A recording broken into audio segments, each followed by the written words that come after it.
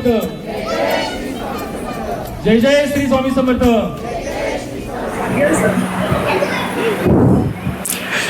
श्री स्वामी समर्थ. मी साबळे खडकी केंद्रातर्फे सर्व पुणे नारायणपेठ खेड शिवापूर आणि इतर केंद्रातील स्वामी भक्तांचं सहस्र स्वागत करतो. दादांना विनंती आहे की त्यांनी दीपप्रज्वलन करावं. दीपप्रज्वलनचा प्रोग्राम संपन्न झाला आहे. मी खडकी केंद्रातर्फे कार्यकर्त्यांना विनंती करतो की दादांचे ते पद्यपूजन करावे.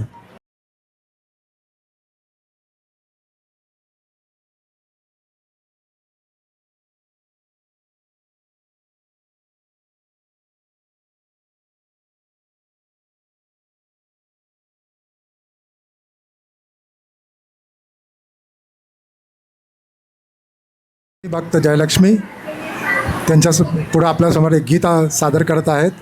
देवो महेश्वरा गुरुर् साक्षात् परब्रह्मा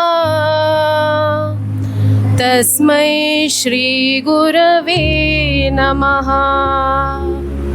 तस्मै श्री गुरवे नमः.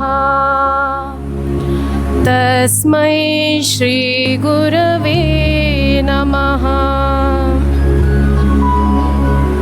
तुझ्या पायरेशी आज चालून आलो.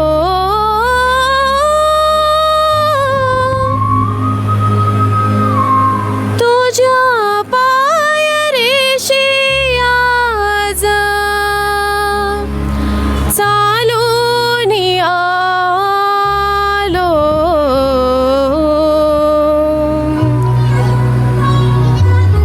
स्वामी रंगीना होनिया स्वामीमय झालो.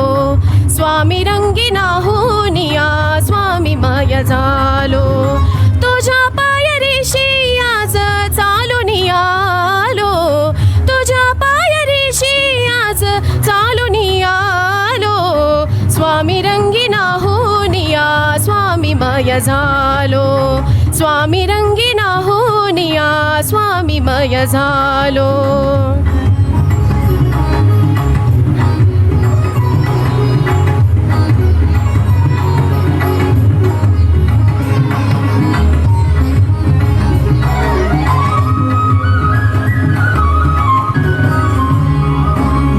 दाटली या कंठाशी अर्थताही आजरा. दाटली या कंठाशी अर्थताही आजरा. स्वामी भेटीसाठी माझा अडकलाय श्वास रा. स्वामी भेटीसाठी माझा अडकलाय श्वास रा. चक्र हे जन्मोजन्मीचे. चक्र हे जन्मोजन्मीचे.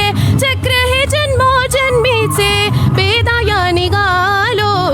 स्वामी रंगीना होनिया स्वामीमय झालो. स्वामी रंगीना होनिया स्वामीमय झालो.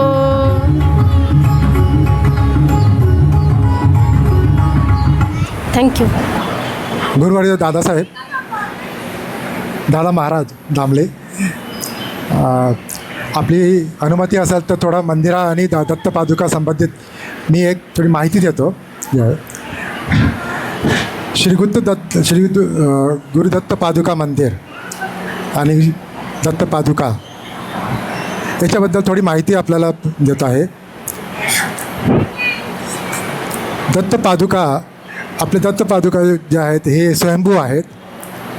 1965 साली हे श्री पंडित यांना एक औदुंबर झाडाखाली हे सापडल्या होत्या. तेव्हा त्यांच्यासोबत 2 श्वान देखील होते. हे पादुका मोकळी अशी ओपन प्लॉटमध्ये सापडली होती. म्हणजे आता ओरियन कॉम्प्लेक्स आपल्या ज्या मंदिरामागे जी जागा आहे ओरियन कॉम्प्लेक्स तिथे हे आपल्याला हे सापडली होती पादुका. श्री पंडित यांनी या पादुका तिकडंच औदुंबर झाडाखाली त्यांनी ती स्थापित केलं आणि त्याची पूजापाठ केली, चालू केली. काही वर्षानंतर ह्या पादुका त्यांनी श्री प्रभाकर निमकर यांनी सुपूत केले. श्री प्रभाकर निमकर म्हणजे आपल्या विद्याताईचे सासरे. यांनी 1970 ते 1982 सालीपर्यंत त्या पादुकांची पूजा केली. त्यानंतर त्यांचे सुपुत्र श्रीक्रेम निमकर यांनी 2024पर्यंत या पादुकाची पूजापाठ केली.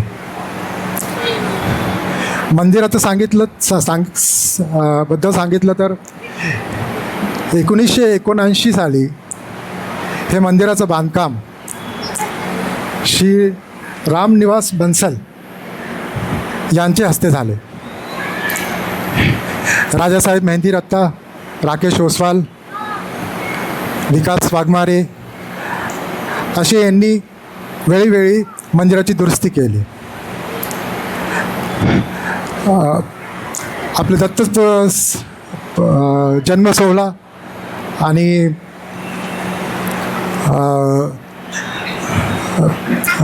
भंडाराबद्दल आपल्या विद्याताई आपल्याला सांगतीलच.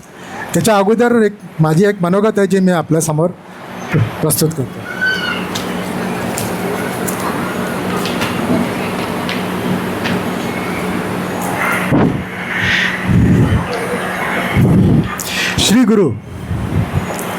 श्री गुरु कशात नाही, श्री गुरु कशात नाही, ते चराचरात भरलेले आहेत. माणसात, सेवेत, निसर्गात, साधेपणात आणि आमच्या प्रत्येक प्रेमाच्या स्पर्शात ते सतत प्रकट होत आहेत. आपल्याला फक्त श्रद्धेची दृष्टी हवी. ज्या नजरेत श्रद्धा आहे त्याला प्रत्येक ठिकाणी गुरुचे अस्तित्व दिसते. ज्यांच्या मनात नम्रता आहे त्यांना प्रत्येक व्यक्तीकडून शिकता येतं आणि ज्यांच्याकडे हृदयात प्रेम आहे त्यांना संपूर्ण सृष्टी श्री गुरुचे दर्शन होतं. श्री गुरुदेव दत्त.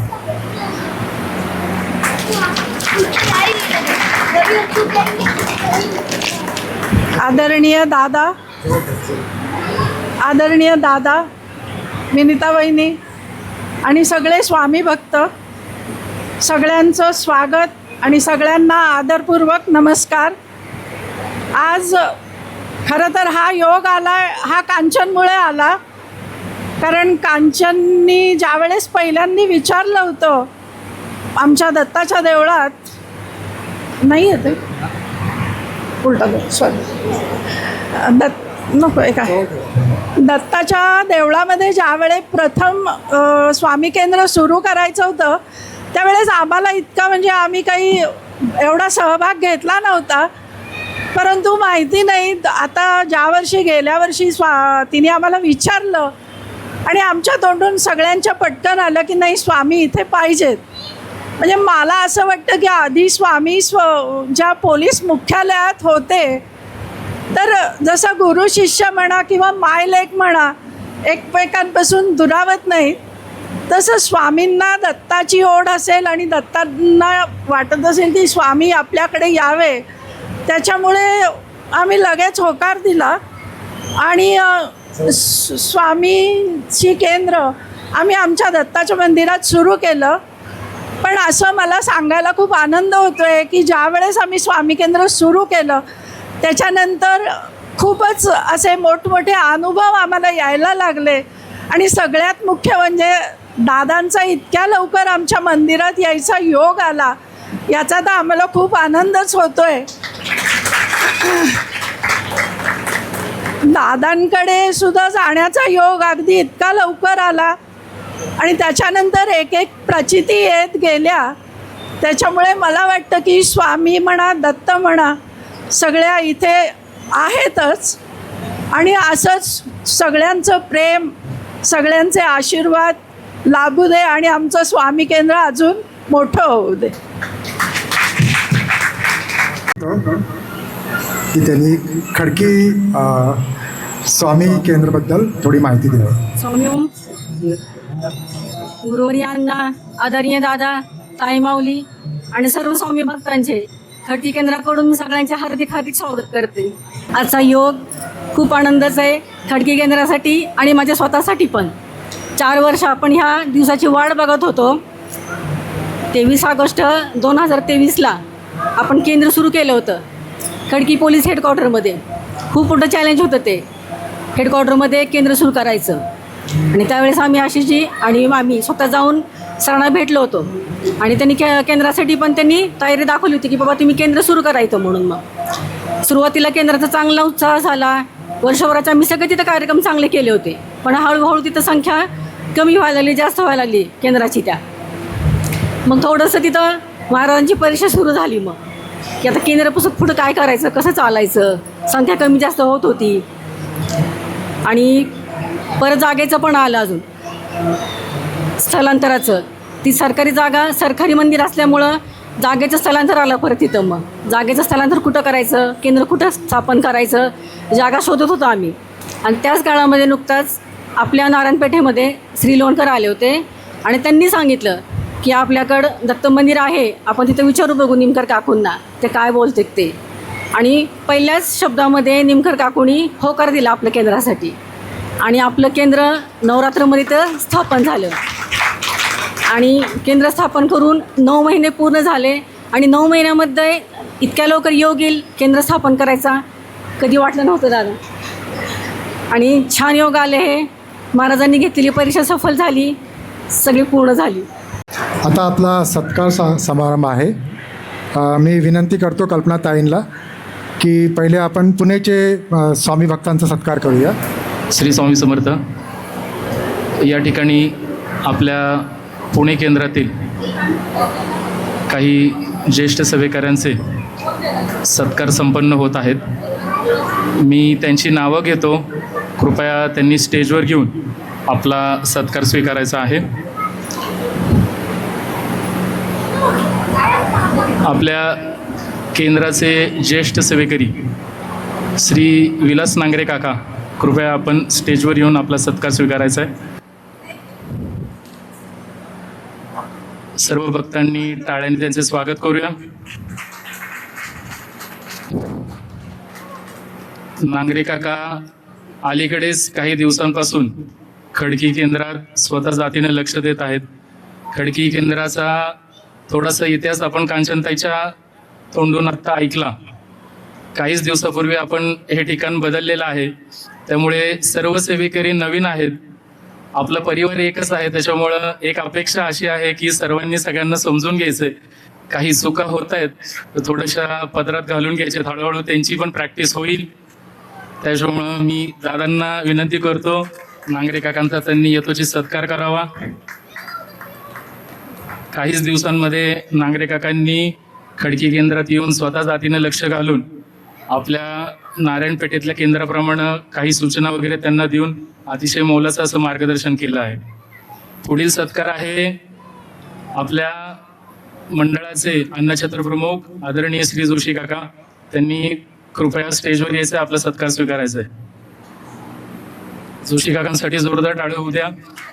नवीन सेवेकऱ्यांसाठी सांगतो, जोशी काकांचं वय हे न सांगितलेलंच बरं. आपण त्यांना नंतर स्वतःहून विचारा तुमचं वय किती आहे, पण एखाद्या तरुण सेवेकऱ्याला लाजवल असं त्यांचं कार्य आहे केंद्रातलं.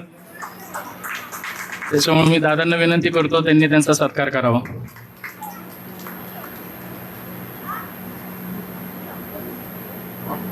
आपल्या स्वामी मार्गातील ज्येष्ठ स्वामी भक्त आदरणीय श्री नगरकर काका यांना विनंती करतो त्यांनी कृपया स्टेजवर यायचंय, आपला सत्कार स्वीकारायचा आहे. नगरकर काका. नगरकर काकांसाठी सुद्धा तीच गोष्ट, आकडा महत्वाचा नाहीये, कार्य अतिशय मोलाचं आहे. तरुणांना लाजवेल असा उत्साह आणि स्वामी सेवेत प्रचंड सेवा हेच त्यांचं वैशिष्ट्य आहे. दादांना विनंती करतो त्यांनी आपला त्यांचा सत्कार करावा. खडकी केंद्रातल्या सेवेकऱ्यांचे काही येथे सत्कार होत आहेत. मी आदरणीय शास्त्री काकांना इथे बोलवतो.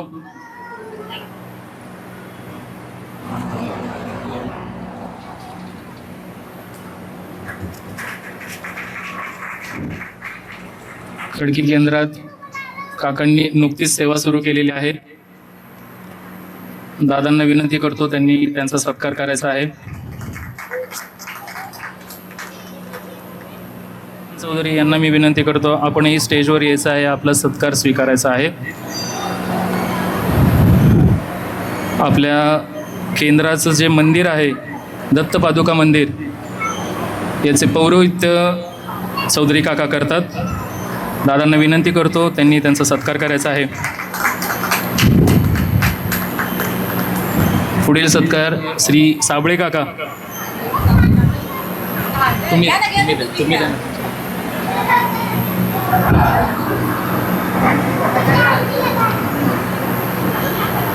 साबळे काका हे देखील केंद्रामध्ये उत्कृष्टरित्या आपलं कार्य बजावत आहेत.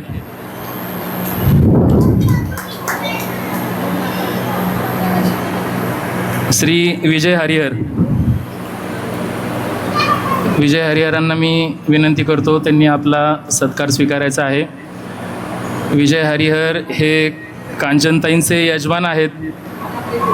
सुरुवातीच्या काळापासून त्यांनी आपल्याला केंद्र सुरू करण्यापासून ते आत्तापर्यंत खूप अतिशय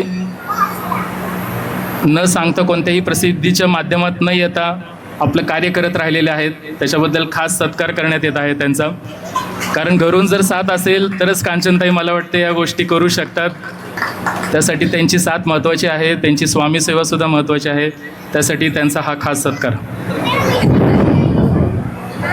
पुण्यातले तसेच खडकीचे सर्व सेवेकरी कोणत्याही प्रकारचा सत्कार किंवा कोणत्याही प्रकारची प्रसिद्धी याची अपेक्षा न करता जास्तीत जास्त मोठ्या संख्येने इथे उपस्थित आहेत. म्हणून सर्वांचे मी आभार व्यक्त करतो. सर्वांसाठी एकदा जोरात टाळ्या होऊन जाऊ दे. आणि हे सत्कार हे फक्त प्रतिनिधित्व असतं. आपण स्वामी सेवा करत राहायची असते. महाराज प्रत्येक गोष्टीची नोंद घेतात. हे फक्त प्रातिनिधिक स्वरूपातील सत्कार आहेत. कोणी कृपया याचा वेगळा अर्थ काढू नये अशी माझी नम्र विनंती आहे. स्वामी आपल्या कार्याचा प्रत्येक ठिकाणी त्याची नोंद घेत असतात. त्याच्यामुळं जो सत्कार झाला तो त्या व्यक्तींचा त्या कार्याबद्दल फक्त त्याची नोंद म्हणून आपण इथं पुढे बोलून सत्कार केला. आपल्या सर्वांसाठीच इथं उपस्थित राहिलेला सर्व सेवेकरी वर्ग हा या सत्काराचा लाभार्थी आहे असं मी म्हणेन. त्याकरता कोणत्याही प्रकारची वस्तुस्वरूप किंवा हे न देता आपण इथं उपस्थित राहिलेला आहात. हा स्वामींचा आशीर्वाद घेण्यासाठी राहिलेला आहात. त्यासाठी मी दोन्ही केंद्रातील व्यक्तींचं सर्व स्वामी भक्तांचे आभार मानतो. मगाशी नजर चुकीनं एक महत्त्वाचं नाव राहून गेलेलं आहे. आपल्या खेड शिवापूरच्या शाखाप्रमुख कांचनताई इथं आलेल्या आहेत. त्यांचं नाव घ्यायचं राहिलं. कृपया त्यांनी त्यांचा सत्कार स्वीकार करायला पुढे यायचं आहे. दिलगिरी व्यक्त करतो. आपलं नजर चुकीनं माझ्या हातून नाव राहून गेलं. कांचनताईंसाठी जोरदार टाळ्या होऊन जाऊ द्या.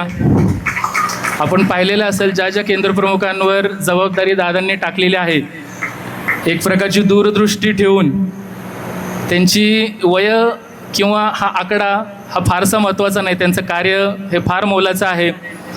कांचनताईंचा दादांनी सत्कार करावा अशी मी त्यांना विनंती करतो.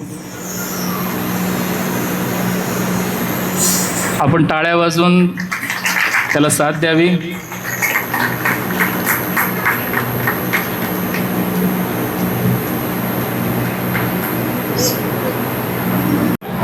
एक व्यक्ती मला वाटतं आपण विसरू नका, ते आहेत आशिष. आणि त्यांचा फार मोलाचा हे आहे. पहिल्यापासून त्यांनी आम्हाला गाईड केलं कसं जायचं, कसं स्वामीचं केंद्र स्थापित करायचं. मला वाटतं ते दादांच्या हस्ते त्यांचा पण सत्कार झाला पाहिजे.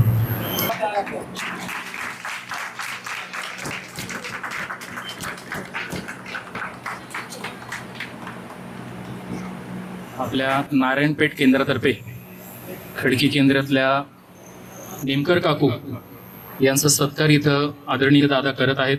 मी दादांना विनंती करतो आपल्या नारायणपेठ केंद्रातर्फे त्यांनी त्यांचा सत्कार करावा.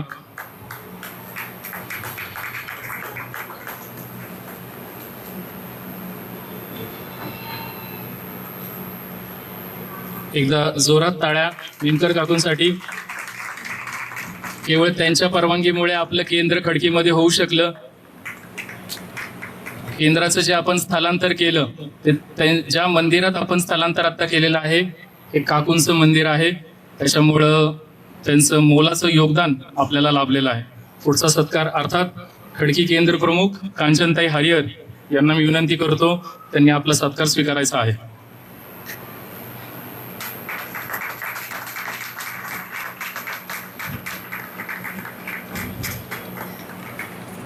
या केंद्राच्या उद्घाटनासाठी अतिशय वाट पाहावी लागली, पण महाराजांनी काही लीला घडवून अधिक महिन्यामध्ये हा मुहूर्त घडवून आणला. त्यासाठी दादांना मी शब्द देतो, खडकी केंद्राच्या सर्व सेवेकऱ्यांतर्फे मंदिराची सेवा, स्वामींचा प्रसार हा जास्तीत जास्त आतापर्यंत तर होतच होता, पण या अधिक महिन्याच्या या शुभारंभापासून अजून जोमाना हा प्रसार होईल आणि स्वामींची कीर्ती जेवढी जास्तीत जास्त आपल्याला पसरवता येईल तेवढा प्रयत्न खडकी केंद्रातर्फे असेल असा मी विश्वास आदरणीय दादांना देतो. स्वामी ओम. श्री विजय हरिहर यांचा नारायणपेठ केंद्रातर्फे सत्कार होत आहेत. कृपया त्यांनी स्टेजवर यायचे.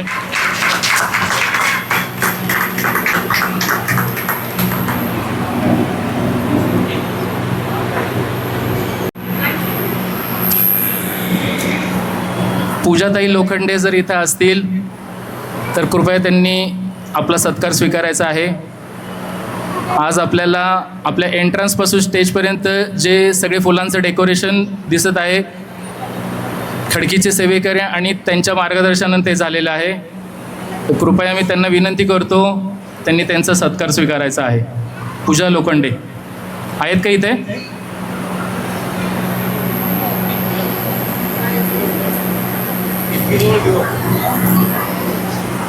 मी कुमारी कीर्ती निमकरीला विनंती करतो, तिच्या वतीनं तिनं हा सत्कार दादांच्या हस्ते स्वीकारायचा आहे.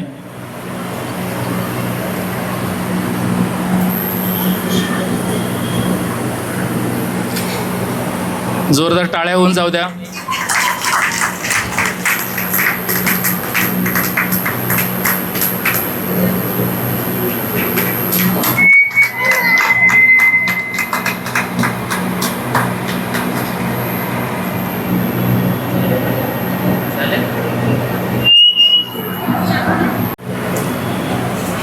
सत्कार समारंभ संपन्न झालेला आहे. आदरणीय दादांना विनंती करतो त्यांनी आपले प्रबोधन कृपया सुरू करावे. श्री स्वामी समर्थ.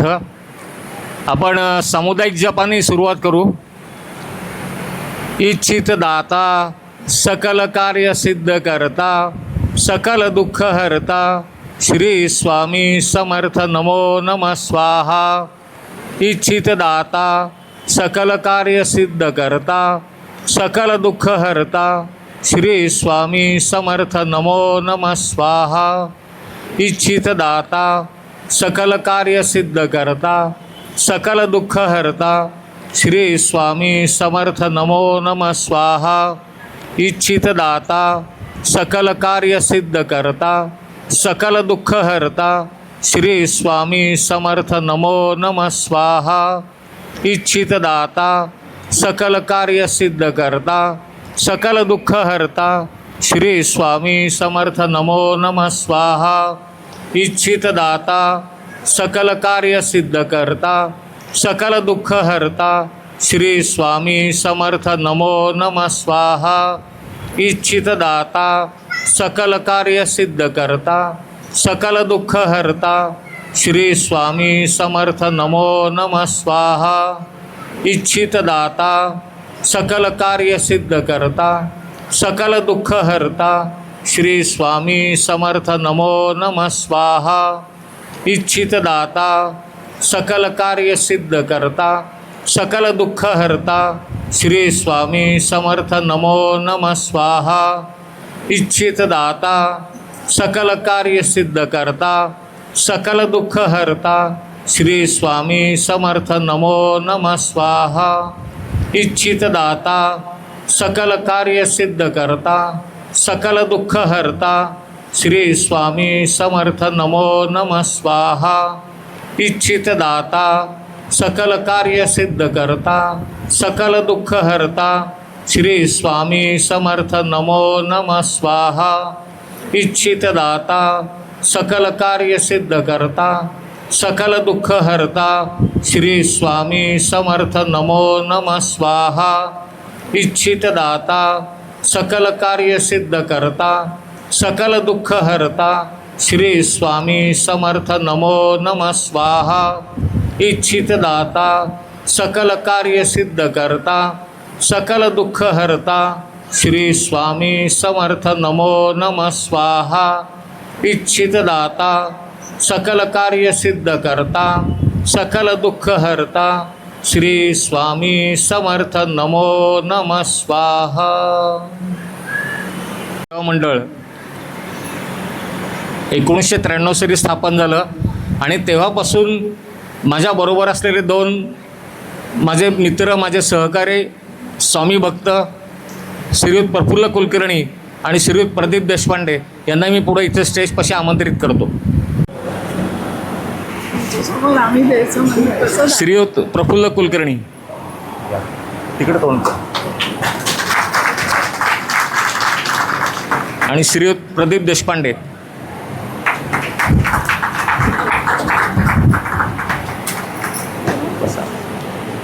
अरे बस बसा बसा. श्री स्वामी समर्थ. खूप मोठी उत्कंठा होती, खडकी केंद्र कधी सुरू होणार, खडकी केंद्र सुरू होणार. खडकी केंद्रात सेवा सुरू झाली. आपलं जे पोलीस मुख्यालय जिथे आहे तिथे सेवा सुरू झाली. उपस्थिती तिथे पण वाढत होती. पण मग शेवटी महाराजांना बहुतेक त्या जागेमधनं बाहेर यायचं होतं. आणि जसं आत्ता निमकर काकूंनी सांगितलं की कुठेतरी जागा बदल हवी, नवीन केंद्र कुठेतरी सुरू व्हावं.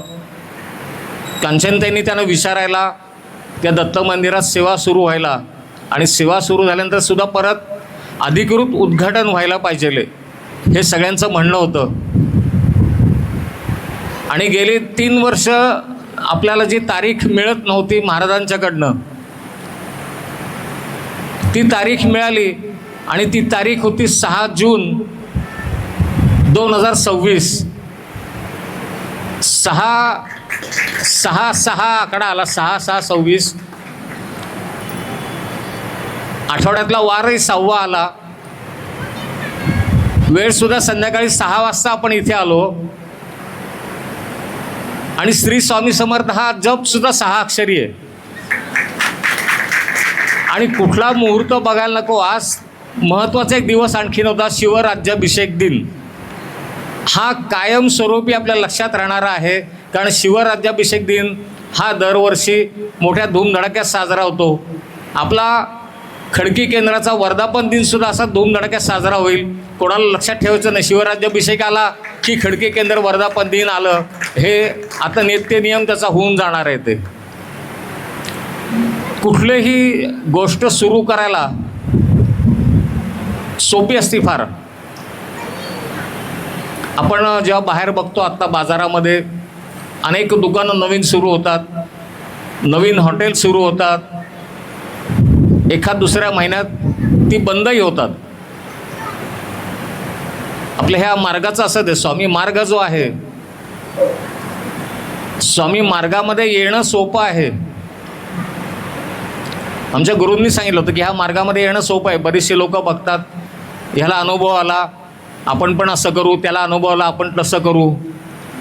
महाराजही आणतात बरोबर, त्या लोकांना अनुभव देतात. महाराज पहिलं प्रथम असं काहीतरी करतात की त्या माणसाचा विश्वास बसतो त्याच्यामध्ये, आणि मग पुढचं टिकून राहणं अवघड आहे.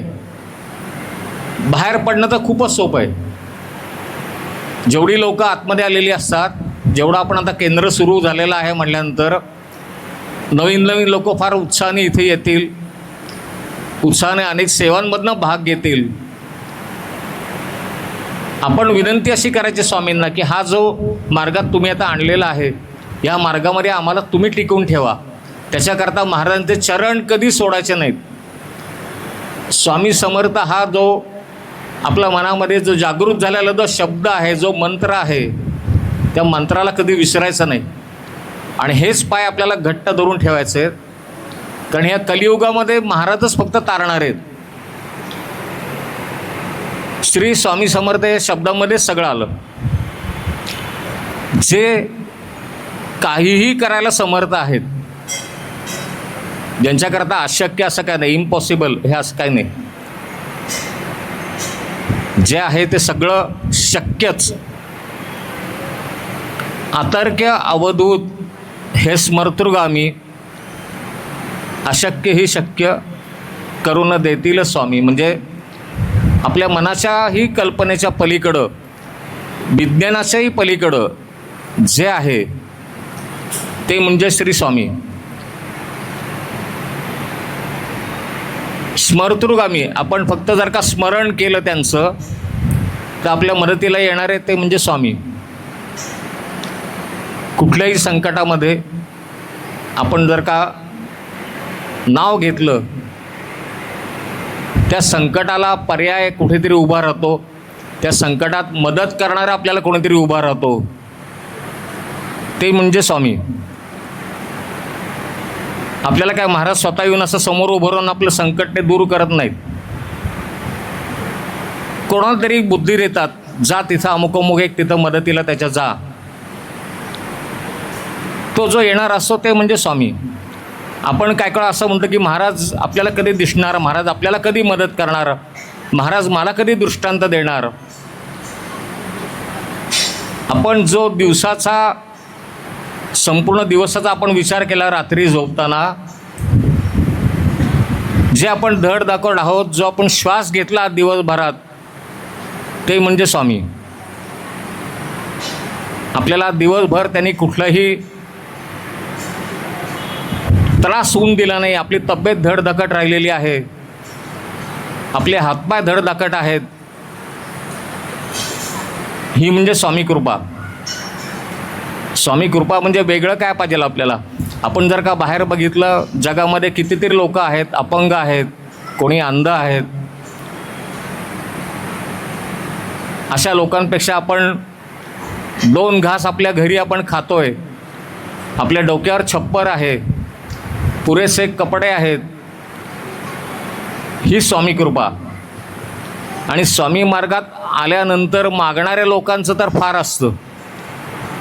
माझं अमुक अमुक काम होऊ देत, मी अमुक अमुक करीन, इतके इतकं काम झालं, इतके इतके रुपये मी इथे ठेवीन, अमुक अमुक वस्तू देईन. जो ब्रह्मांड नायक आहे त्याला आपल्या 1000 रुपयाची किंवा लाख रुपयाची सुद्धा आवश्यकता नाही आहे. त्याला कुठल्याही वस्तूची सुद्धा अपेक्षा नाही आहे. तुम्ही त्याच्या बदल्यात असं म्हणा की अमुक अमुक काम झालं ते मी अमुक अमुक पारायण करीन. श्री स्वामीचरित्र सारामृत ही पोथी 21 अध्यायाची पोथी आहे ती. त्या 21 अध्याय जर का आपण रोज 3 अध्याय वाचले तर 1 आठवड्यामध्ये बरोबर ती पोथी संपते. 3 अध्याय वाचायला फक्त 15 मिनटं लागतात. ती पोथीच एवढी प्रासादिक आहे. आपल्या मनातली जी काही इच्छा असेल, आपल्या मनातली जी काय आपल्या मागणी करायची असेल ती मागणी करायची. पण त्या पोथीची मी पारायण करीन, मी 7 पारायण करीन, 5 पारायण करीन. तुम्ही सलग जर का बसलात पारायण करायला तरी ती जास्तीत जास्त 2.5 तासामध्ये संपते. मी आत्ता ह्या म्हणलं की 3 अध्याय जर का रोज वाचले 15 मिनटं आपल्याला लागतात. आणि 1 माळ श्री स्वामी समर्थ हा जप म्हणजे 108 वेळेला हा जप, हे सगळं करायला आपल्याला फार तर 20 मिनटं लागतील. दिवसभरातली आपण 20 मिनटं जर का स्वामींच्या करता दिली तर महाराज आपल्याला आयुष्यभर सांभाळतात. आयुष्यभर आपल्याला काही कमी पडून देत नाहीत. आणि सगळ्यात महत्त्वाचं असं की संकटामध्ये आपल्याला मनस्थिती आपली भक्कम ठेवतात. आणि मी तर असं म्हणेन, संकट यावी, संकट आल्याशिवाय आपल्याला स्वामी काय ते पण कळणार नाहीत. मुळात स्वामी काय हे कळणं अशक्यच आहे, पण संकटातनं कसं बाहेर काढतात हे आपल्याला कळायकरता संकट यावीत.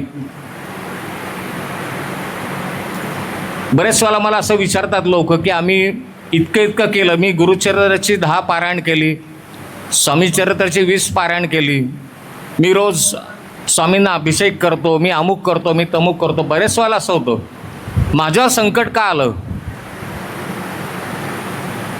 हा पहिला प्रश्न असतो त्यांचा. मी इतकं करून मी आज संकटात का?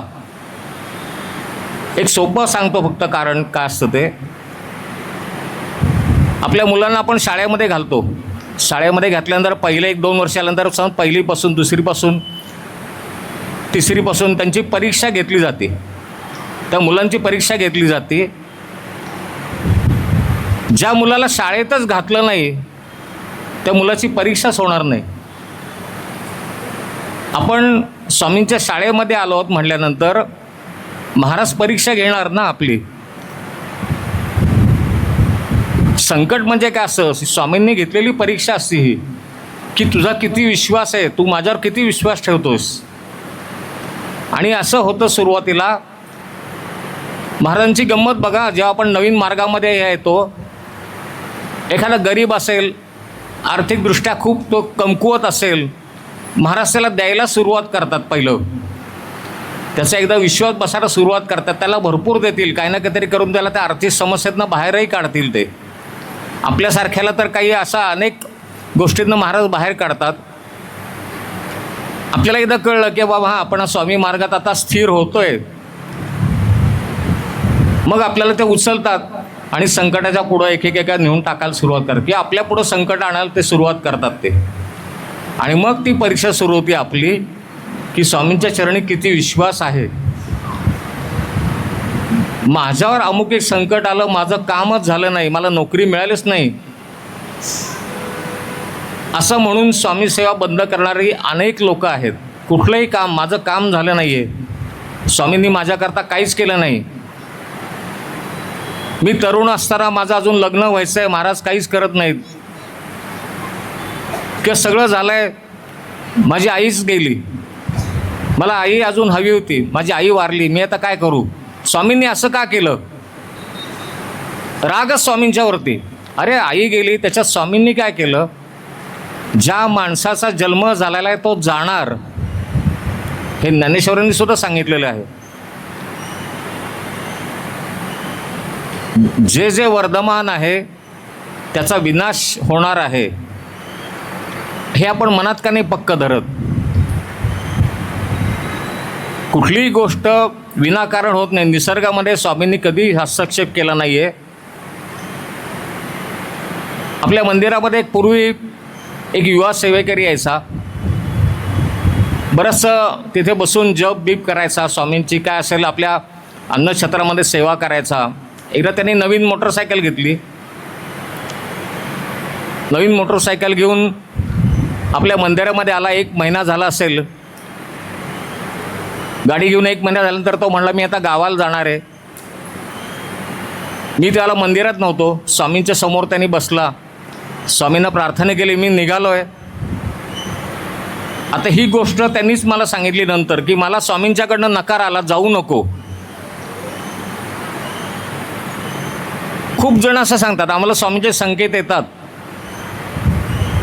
अमुक होतं तमुक होतं, नकार आलाय जाऊ नको म्हणलं, समजा तो बाहेर पडला. आता हे सगळं त्यांनी त्याच्यानंतर सांगितलेलं. हे सगळं घडून गेल्यानंतर त्यांनी मला सांगितलं, मी जेव्हा माझ्या गावापर्यंत पोचलो, गाव माझा राहिलो तो 10 किलोमीटर, आणि त्याच्या गाडीला जोरात अपघात झाला. इतका जोरात, गाडीची सगळी तोडमोड झाली आणि दोन्ही हात त्याचे फ्रॅक्चर झाले. दोन्ही खांद्यापासून प्लॅस्टर त्याला होतं. 6 महिने 6 महिन्यांनी तो सेवेकरी पुण्यामध्ये आला आपल्या. आत्ता मी जसं म्हणलं त्याचा त्रागा सुरू झाला. मी जर का इथे नमस्कार करून गेलो तो महाराजांनी मग हे असं कसं काय केलं. म्हटलं काय घडलं, शांतपणाने सांग. तो म्हणला मी इथे येऊन गेलो होतो, मला इथनं नकार आला, पण स्वामी आहेत पाठीशी हा माझा विश्वास होता. आता हा विश्वास होत नाही, हा थोडासा होतो फाजीलपणा. जर का नकार आला, तू म्हणतोय स्वामींच्याकडनं नकार आला, तरी परत पुढं पाऊल टाकणं अतिविश्वास म्हणतो की हा फाजीलपणाच म्हणता येईल. तो गेला, अपघात झाला. हे असं घडलंच कसं, हा त्याचा पहिला प्रश्न. मी जर का स्वामींना सांगून गेलो होतो, म्हटलं एक काम कर, तू आत्ता दोन काहीतरी वेगळ्या अर्थाने बोलतोय. तू स्वामींना सांगून गेला होता म्हणतोय आणि तिथनं नकार आल्यानंतरही परत गेला. त्याला त्याच्या जागेवर आणणं भाग होतं. म्हणलं स्वामींना सांगून जायला, स्वामींच्यापेक्षा तू मोठा झाला का म्हणलं. स्वामींना सांगून गेला, तुझी भाषा काय आहे. स्वामींची परवानगी घेऊन जाणं, हे शब्द पाहिजेत. दुसरं असं, स्वामी तुझ्या बरोबर असायला स्वामी तुझे नौकर आहेत का. जो ब्रह्मांड नायक तिथं बसलेला आहे त्याला तू सांगतोय मी चाललोय, माझ्याबरोबर या. आता हे सगळं मान्य केलं, तुझा अपघात झाला, तुला नकार आला असं तू गेला, हा अपघात झाला, महाराजांनी तुला सांगितलं जाऊ नको.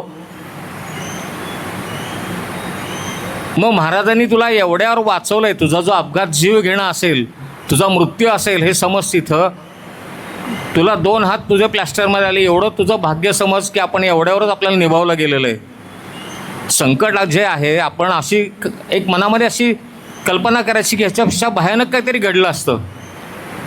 महाराजांनी आपल्याला एवढ्यावर सांभाळलं आहे, एवढ्यावर आपल्याला वाचवलेलं आहे. आणि ही गोष्ट अशी ही प्रत्येक वेळेला घडती. महाराज असतानासुद्धा घडलेली गोष्ट एक सांगतो.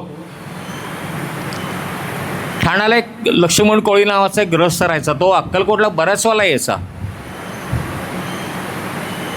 स्वामींच्याकडं 8-8, 10-10 दिवस राहायचा, स्वामींची सेवा करायचा. महाराज त्याला सांगतात की आता हा येणारा जो कोळी बांधवांचं कसं असतं, एकदा पहिला पाऊस श्रावण महिन्यापर्यंत एकदा भर गेला की मग त्यांची ती होडी समुद्रात घालायची. तोपर्यंत एकदा आषाढ लागला की त्यांचा तो मच्छीमारीचा व्यवसाय बंद करायचा. महाराजांनी सांगितलेलं असतं की जेव्हा नारळी पौर्णिमा संपेल तर त्याच्यानंतर तो होडी लगेच समुद्रात घालू नको, तू थोड्या दिवसांनी होडी समुद्रात घाल. आता ह्या कामाच्या व्यापामध्ये तो जो लक्ष्मण कोळी होता ती गोष्ट विसरला. नारळी पौर्णिमेला सगळे कोळी लोकांनी नारळ अर्पण केले समुद्रामध्ये. त्यांनी पण त्याचा नारळ अर्पण केला, बोट समुद्रामध्ये घातली. आनंदाच्या भरामध्ये असेल, उत्साहाच्या भरामध्ये असेल. महाराजांनी सांगितलं होतं त्या दिवशी बोट समुद्रात घालायची नाही, ती गोष्ट तो विसरला. समुद्रामध्ये त्यांनी होडी घातली. पुढं गेल्यानंतर अचानक वादळ सुरू झालं. त्या वादळाने बघता बघता रौद्र रूप धारण केलं. मोठमोठ्या लाटा अंगावर यायला लागल्या त्या. बरं त्या काळामधल्या बोटी कशा असतील, त्याला संरक्षण काय असेल आपल्याला माहिती नाही. लाटांवरनं ती बोट हेलखावे खायला लागली. आणि मग त्याच्या लक्षात आलं की महाराजांनी सांगितलं तर बोट समुद्रात घालायचे नाही. आता आपल्याला फक्त महाराजच वाचवणार. आपण चूक तर केलेली आहे. आपल्या मनामध्ये सुद्धा चूक कबूल करायची सुद्धा मनाची आपली ताकद पाहिजे. जे घडलं चुकीचं घडलं, स्वामींच्या समोर आपली चूक कबूल करता आली पाहिजे. जे काय झालं असेल, तुम्ही दिवसभरात सुद्धा काही घडते ना, आपण साधी माणसं आहोत. सेवेमध्ये चूक झाली तर ती सोडून द्या. एकदा जी अजाणतेपणाने जी होती ती चूक होती. परत जेव्हा केलं जातं तेव्हा तो अपराध होतो. एखादी गोष्ट आपल्याला माहीत आहे तरीसुद्धा आपण केली तर तो अपराध होईल. स्त्रियांनी गुरुचरित्र वाचू नये असं म्हणतात. हे माहिती असून सुद्धा जे वाचायला जातात तो अपराध, ती चूक नाही, तो अपराधच होतो. तो तर कुठेतरी आपल्याला पुढं त्याची भरपाई करून द्यायला लागते. ती त्यापेक्षा न वाचलेलं चालेल. श्री स्वामीचरित्र हे खूप सोपं आहे. त्याला कुठलेही नियम नाही आहेत, कुठलीही बंधनं नाही आहेत. त्यामुळे स्त्रियांना हे वाचलं तर अगदी मान्य आहे. ते आता ही चूक त्या कोळ्यांनी मान्य केली. महाराज चूक झालेली आहे म्हणले आता माझ्याकडनं. तुम्ही सांगितलं होतं बोट घालू नको, मी बोट घालून बसलोय. लाटांचं जे थैमान सुरू आहे मला काय वाटत नाही मी ह्याच्यातनं वाचीन.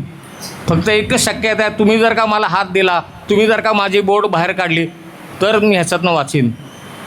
कृपा करा मला ह्या संकटातनं वाचवा, मी ताबडतोब अक्कलकोटला येईन. एवढं म्हणल्याबरोबर त्याची बोट उचलली गेली. कशी उचलली गेली असेल? अक्कलकोट कुठं, मुंबई कुठं, पण अक्कलकोटला महाराज तिथे होते झाडाखाली. महाराज स्वतः असे 2 हात धरून उंच असे उभे होते. जणू काही महाराजांनी एखादा मोठा पर्वत उचललाय दोन्ही हातांनी. आणि हा पर्वत किंवा हे जे उचललं होतं हे बाकीच्यांना कळत नव्हतं महाराजांनी काय उचललंय. आणि दुसऱ्या मिनिटाला स्वामींच्या हातातनं पाणी गळायला लागलं. संपूर्ण हा जो मनगटापासून कोपरापर्यंत पाणी धार लागली त्या पाण्याची. लोकांना वाटले तीर्थ आहे, लोकांनी हात धरले, ओंजळ धरले, लोक प्यायला लागली. बघतात तर काय खारट पाणी लागते सगळं. तीर्थ असलेलं खारट कसं होईल? लोकांना प्रश्न पडला हे का चाललंय. आणि 5 मिनटं जवळ महाराज तो हात उंच धरून उभे होते. आणि एखादी गोष्ट आपण कशी उचलून बाजूला ठेवतो त्या पद्धतीने स्वामींनी असे हात केले. आणि त्या आश्चर्य म्हणजे त्याच वेळेला त्या कोळ्याची बोट जणू काही आकाशातनं कोणीतरी काही एखादा वस्तू उचलून ठेवत आहे अशा पद्धतीने किनाऱ्यावर आणून ठेवली गेली ती. एवढं मोठं वादळ चालू आहे, समुद्र दिसतोय खवळलेला आहे. अशा खवळलेल्या समुद्रातनं कोणी बोट उचलली आता हे फक्त कोळीच त्याला माहिती होतं काय झालं असेल ते. इकडं सगळी लोक आश्चर्यचकित झाली अक्कलकोटला. महाराज आपल्या हातात नाही पाणी कुठलं पडलं, हे खारट पाणी कुठलं आलं. तेव्हा महाराजांनी सांगितलं अरे त्या लक्ष्मणाला वाचवलं म्हणले. त्याला सांगितलं बोट घालू नको, बोट घालून बसलाय. त्याची बोट बाहेर काढली. त्याची बोट कुठून बाहेर काढली कोणालाच काही कळत नव्हतं. पण कधीतरी महाराज याचा उलगडा करतील, ह्या गोष्टीचा कधीतरी आपल्याला उलगडा होईल. आणि मग 8 दिवसांनी लक्ष्मण कोळी अक्कलकोटमध्ये हजर झाला. महाराज झाडाखाली बसले होते. स्वामींना जर का कधी बघितलं असेल स्वामींचं रूप किंवा स्वामींचे आपण जर का फोटो कधी बघितले असतील तर साधारण 7.5 फूट महाराजांची उंची, अतिशय गोरापान देह, कमळाचं किंवा गुलाबाचं फूल जसं असतं तसा चेहरा, कानाच्या पाळ्या अशा मोठमोठ्या, रुद्राक्षा घातलेली आहेत. जर का रागात बोलले तरी ती रुद्राक्षा हलायची, कधी महाराज हसले तरी ते रुद्राक्ष कानातल्या पाळ्यांची ती असतात ती हालायची. ती उभे राहिले तर पोट त्यांचं प्रचंड असं मोठं दिसता येईल, बघता येईल आपल्याला अशा पद्धतीने. आणि जेव्हा दर्शनाकरता रांग लागायची स्वामींच्या पायावर जर का आपण डोकं ठेवलं तर एखाद्याला वाटायचं अरे हे किती मऊ पाय आहेत. एखाद्या लोण्याचा गोळ्याला आपण हात लावला ना असे इतके मऊ पाय लागायचे त्याचे. त्यांच्या चरणांवरनं डोकं हलवू नये असंच वाटायचं. पण आत्ताही आपण जसं बघतो अनेक देवळांमधनं गर्दी असते, दर्शन रांग सुरू असते, तशी दिवसभर अक्कलकोटला ती रांग सुरू असायची. एखाद्या भक्तांनी डोकं टेकवलं महाराजांना बरोबर कळायचं हा कोण आहे. जर का त्याला नको असेल स्वामींना हा ह्याचे डोकं टेकवलेलं तर थाडकन लाथ मारायचे त्या डोक्यावरती. चल हाट म्हणायचे बाजूला. हो, त्याच्या अपराधाचा पाडा वाचायचे, काय केलं असेल ते, काय त्यांनी पाप केलं असेल, काय त्यांनी चुका केल्या असेल वाचून दाखवायचे सर्वांसमक्ष. तो भक्त खजील व्हायचा पण त्याचा उद्धार झालेला असायचा. तो परत येऊन स्वामींच्या पायावर डोकं टेकवायचा की महाराज चुकलं, आम्हाला क्षमा करा. आणि महाराज खरंच दयाळू होते. मी म्हणलं ना स्वामींच्या समोर चूक कबूल करणं सुद्धा एक मोठं मन लागतं. महाराज त्याला क्षमा करायचे. सुंदराबाई आपण ऐकलं असेल, सुंदराबाई स्वामींचे भक्त होते. ते जेव्हा अक्कलकोटमध्ये पहिल्यांदा त्या आल्या त्यांच्या पायाला जखम झालेली होती. अनेक वर्ष झाली ती जखम बरी होत नाही. महाराजांच्याकडे गेल्यानंतर सांगितलं महाराज माझ्या पायाची जखम बरी होत नाही आहे, मी काय करू. महाराज म्हणले इथली माती लाव म्हणले. ते जे सांगतील ते खरं व्हायचं. तिने माती लावली ती जखम बरी झाली. कोणाच्या अंगावर कुष्ठ उठलं असेल, कोड उठलं असेल, महाराजांनी एकदा सांगितलं हत्तीचं मूत्र लाव. औषध ठराविक ठरलेलं उपाय असं काही नाही. त्यांच्या तोंडात जे वाक्य येईल ते त्यांचं औषध आणि तोच उपाय. हत्तीचं मूत्र आल्यानंतर ते कुष्ठ बरं झालं. मी आत्ता जसं म्हणलं की अशक्य किंवा अतर्क्य आपल्या मनाच्या कल्पनेचे बाहेर जे असेल ते घडवून आणणारे, पण त्यांनी निसर्ग नियम जो होता ना, कोणाचा मृत्यू झाला असेल त्याला परत कधी त्यांनी जिवंत केलं नाही. महाभारतामध्ये असं घडलं होतं, जेव्हा सगळे पांडव एका रात्री दुःख इतकं त्यांना रात्रीच्या सगळे बसले होते. का दुःख झालं होतं, का एवढं शोक करत होते सगळेजण, द्रौपदी का रडत होती? कारण त्यांचा युवा पांडव जो म्हणता येईल अभिमन्यूचा वध झाला होता. अभिमन्यूचं कलेवर तिथे ठेवलेलं होतं. कोणाला काही सुचत नाही, नुसतं सगळेजण रडत होते. आणि श्रीकृष्णाचं तिथे आगमन झालं. श्रीकृष्णाचं आगमन झाल्यानंतर त्यांनी विचारलं की तुम्हाला जर का एवढा शोक झाला असेल तर मी अभिमन्यूला जिवंत करू का? हे विचारल्याबरोबर द्रौपदी एकदम चमकली. तिने तिच्या डोळ्यातले अश्रू पुसले. तिने विचारलं, माधवा तू अभिमन्यूला आत्ता इथं जिवंत करू शकतो, त्याला मारलंसच का? मग म्हणली पहिलं. बघा आपण सर्वसामान्य असो, आपण आपल्या मनात जो मगाशी म्हणलं माझी आई गेलीच का, माझे वडील का गेले, त्यांचं निधन का झालं, प्रत्यक्ष भगवंताला द्रौपदीने विचारलं तू त्याला मारलंसच का, मरू का दिलं मग त्याला तू, आता जिवंत काय करते? तेव्हा त्यांनी हेच उत्तर दिलं की द्रौपदी हे निसर्ग चक्र आहे म्हणली, ह्याच्यामध्ये हस्तक्षेप करायचा भगवंताला सुद्धा अधिकार नाही म्हणली, मला सुद्धा अधिकार नाही. त्याचा मृत्यू त्या पद्धतीने लिहिलेला होता. फक्त तू माझी भक्त आहेस म्हणून मी त्याला वाचवावं. जर का तुला असं वाटत असेल मी अजूनही त्याला वाचवीन. पण द्रौपदीने पण मान द्यायचं की नाही, हा जो निसर्ग आहे तू जे म्हणतो ते खरं आहे.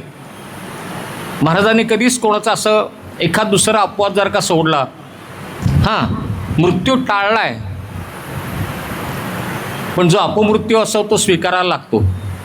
जसं मी मगाशी त्या मुलाचं सांगितलं, जर का त्याचा मृत्यू होणार असेल तो महाराजांनी टाळला, त्या जखमांवरती तो निभावला. पण जो महामृत्यू जो आहे तो येणार, तो आपल्या सगळ्यांना येणार आहे. पण त्याचं जर का स्वागत करायचं असेल तर आपल्याला स्वामींची शक्ती आपल्या पाठीशी हवी. त्याला घाबरून होणार नाही. जेव्हा आपण मृत्यूकडे जाणार असू, महाराज आपल्याबरोबर आहेत, महाराज आपल्या पाठीशी आहेत. आणि हा मृत्यू सरळ सोपा व्हावा, कुठेही खितपत पडू नये, कुठलंही आजारपण येऊ नये, कुठली शारीरिक आपल्याला काही व्याधी होऊ नये. जे आपण धडधाकट आहोत, जे चालते बोलते आहोत, अशा स्वरूपात जर का मृत्यू यायचा असेल, अशा स्वरूपात जर का आपल्याला मोक्ष मिळवायचा असेल तर फक्त या कलियुगामध्ये एक आणि एकच नाव आहे, श्री स्वामी समर्थ. जर का स्वामींचं आपल्याला काही सेवा करायची असेल, सुरुवातीच्या काही भक्तांना मी असं सांगतो, नवीन आपले सेवेकरी असतील, आपल्याला रोज अशी सवय लावून घ्या, 6 माळा श्री स्वामी समर्थ जप. स्वामींच्या मार्गामध्ये 6 आकड्याला खूप महत्त्व आहे. षडाक्षरी हा महामंत्र आहे. श्री स्वामी समर्थ षडाक्षरी महामंत्र आहे. 6च्या पट्टीत आपण करा, 6 माळा करा. 6च्या नंतर 60 माळा एका दिवसात नाही, 8 दिवसात करीन, 15 दिवसात करीन. छोटे छोटे संकल्प करायचे आपण मनामध्ये आपल्या. ज्येष्ठ सेवेकरांना खाली बसायला येत नसेल तर त्यांनी खुर्चीवर बसून जप केला तरी चालतो, पण अशाला आपल्या पायाखाली काहीतरी घ्यायचं, आसन म्हणा, बसकर म्हणा. ज्यांना बसायचं असेल त्यांनी बसून करा. बसायला आपल्याला खाली चटई घ्या. दर्भाचं आसन मिळतं ते खूप चांगलं, लोकरीचं आसन त्याहूनही उत्तम. पण आणायला जमलं नाही जमलं तरी हरकत नाही, जे मिळेल ते आसन घ्यावं. आपली सेवा आपल्यापुरतीच मर्यादित राहावी. जर का आसन घेतलं नाही तर आपण जी सेवा करतो, आपण 6 माळा जर का सेवा केली, श्री स्वामी समर्थ. आत्ताशी ही सुद्धा परीक्षाच होती किती लोक शांत बसतायत आणि किती लोक गप्पा मारतायत. जे शांत बसले ते खरंच स्वामी भक्त. ज्यांनी थोड्या गप्पा मारल्या ते थोडे, ज्यांनी भरपूर गप्पा मारल्या त्यांना आता काय म्हणायचं. नाही असं झालं नाही, पण सगळे शांत होते, सगळे स्वामी भक्तच आहेत, काही काळजी करू नका. जो इथं आला तो स्वामी भक्तच आहे. आपल्याला फक्त श्री स्वामी समर्थ हा जो जप मगाशी मी सांगत होतो तो 6च्या पटीमध्ये करायचा. आणि कुठलाही देव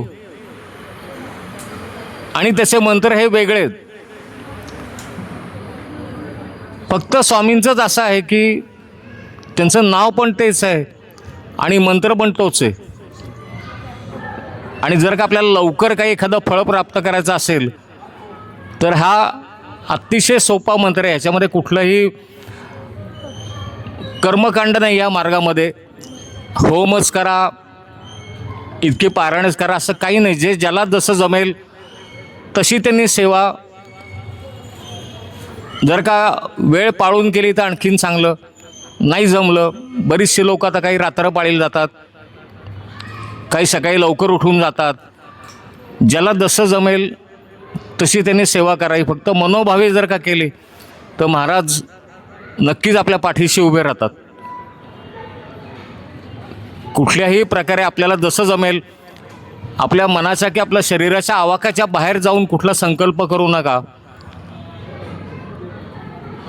मी 1000 पारायण करीन, पण 1000 पारायण करायला शारीरिक आपली ताकद आहे का?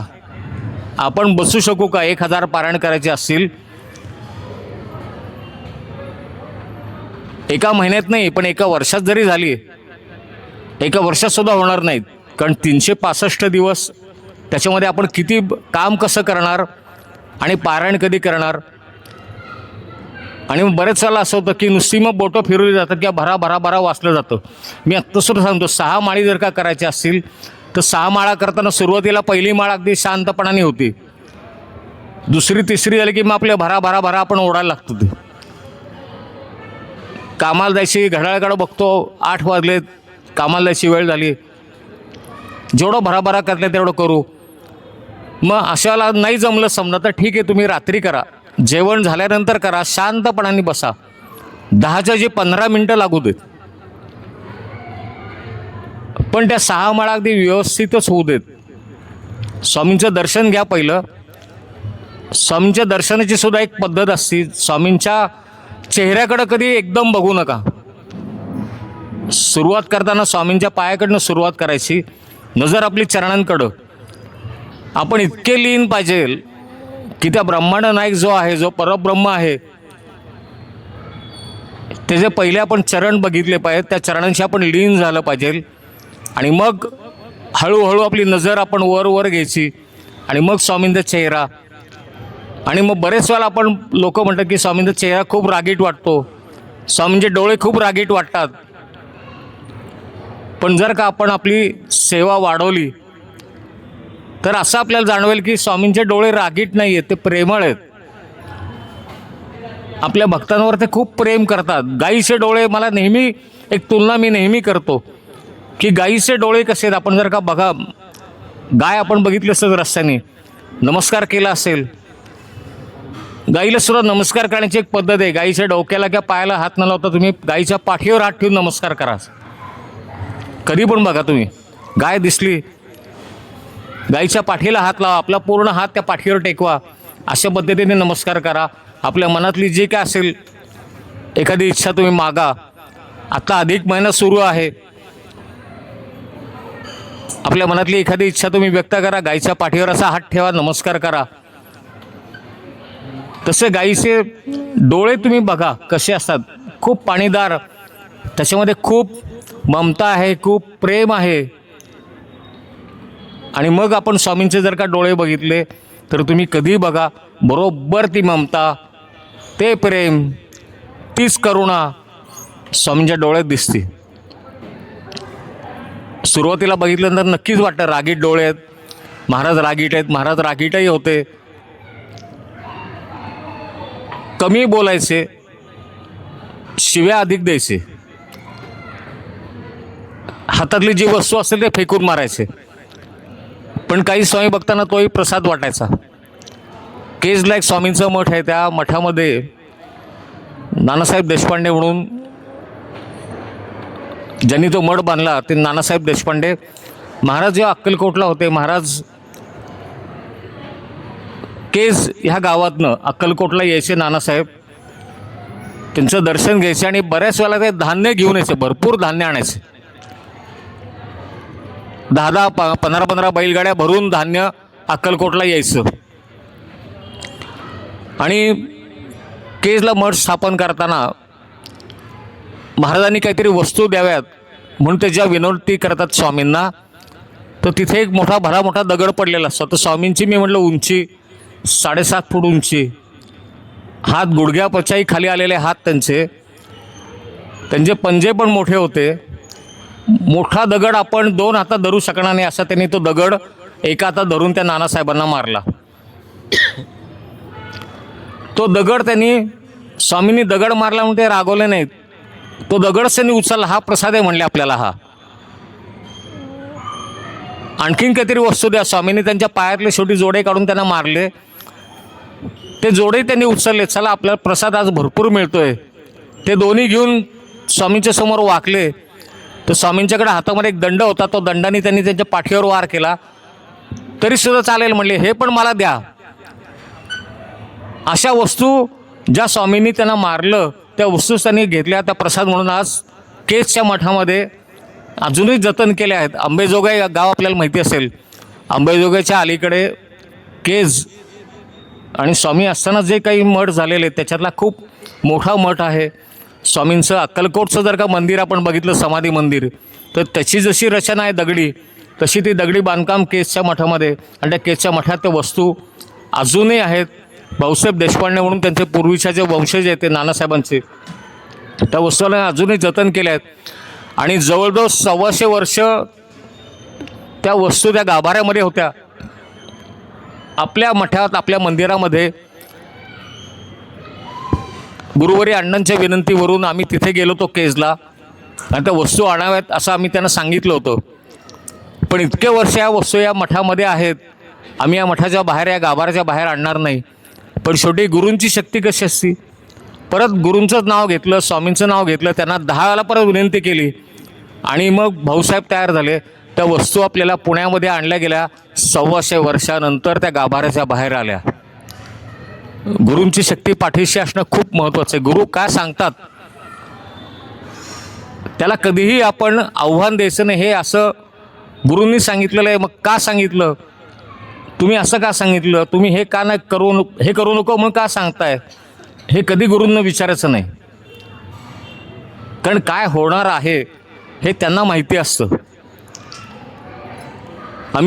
आमचे जे गुरुवारी आहेत अंबरनाथला असतात, अंबरनाथला होते त्यावेळेला परमपूज्य गुरुवर्य अण्णासाहेब मस्के, जे 2018 साली स्वामींच्या चरणी विलीन झाले. जेव्हा मी त्यांच्याकडे जायचो, तास झाला, 2 तास झाला, कारण गुरूंच्या तिथे शेजारी बसलं की कधी उठायची इच्छा व्हायची नाही. गुरूंचं सानिध्य हे फार कमी भाग्यवान लोकांना मिळतं. मी कदाचित त्याच्यातलं एक असेल. मला भरपूर वेळ ते बसून ठेवायचे शेजारी, भरपूर माहिती सांगायचे, आणि मग जेव्हा ते म्हणायचे निघा, त्याला निघायचं. आणि ते नेहमी विचारायचे, तुम्ही कोणत्या मार्गाने जाणार आहात. पुण्यातनं अंबरनाथला जायला 2-3 मार्ग आहेत. पनवेल मार्ग एक आहे, शिळीफाटा, कल्याण असं करून जाता येतं, किंवा मधून एक जाता येतं, खोपोलीमधून पळसदरी, कर्जत असंही जाता येतं. रात्री जाताना समजा उशीर झाला तर ते विचारायचं कोणत्या मार्गाने जाणार आहात. आम्ही सांगायचो अण्णा अमुक अमुक मार्गाने, आम्ही इकडनं आलो तर इकडनं जाणार. कधी कधी हो म्हणायचे, कधी म्हणायचे आज इकडनं जाऊ नका, आज पनवेल मार्गे जा. ठीक आहे, पनवेल मार्गे जायचं. मग इकडनं पनवेल मार्गेच का जाऊ, इकडनं का नको जाऊ, असा प्रश्न कधी विचारायचा नाही. कारण काही ना काहीतरी घडणार असेल हे त्यांना माहिती असायचं. आपली जेव्हा स्वामींची मूर्ती आपण आणली भांडूपून, तयार झालेली मूर्ती, आपण मूर्ती बनवायला त्यांनी जवळ 2 महिने घेतले होते. मूर्ती आणायला जायच्याला अंबरनाथला सुरुवातीला आम्ही सकाळी गेलो, अण्णा आज मूर्ती आपल्याला ताब्यात घ्यायची आहे. अण्णांनी सांगितलं 4च्या नंतर ताब्यात घ्या. आता त्यावेळेला वाजले ते 11 ते 4 वेळ कुठे घालवायचा. आम्ही थोडेसे मग दादरला गेलो, तिथला मठ बघितला. मग थोडे पुढे जाऊन भांडूपला गेलो, तोपर्यंत 3 वगैरे वाजले होते. 4 वाजता अण्णांनी सांगितलं 4च्या नंतर ताब्यात घ्या. आम्ही तिथे गेल्यानंतर आरती वगैरे केली स्वामींची. पुण्यामध्ये जर का आपण कधी आलात, पुण्यातल्या मठातली स्वामींची मूर्ती जर का आपण बघितली की प्रत्यक्ष महाराज तिथे बसतील असं वाटतं. आणि त्याला आपण खरोखरीच स्वामींची आरती करत आहोत. स्वामींना विनवणी केली, आपल्याला पुण्यामध्ये यायचं आहे, आपल्या मठामध्ये प्रतिष्ठापन होणार आहे. आणि सगळं झाल्यानंतर मला आईचा फोन आला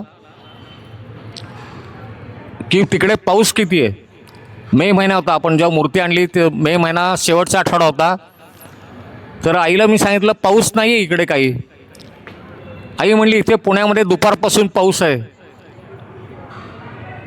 आता जर का आपल्याला मूर्ती घ्यायची असेल, पुण्यात न्यायची असेल तर काहीतरी व्यवस्था केली पाहिजे.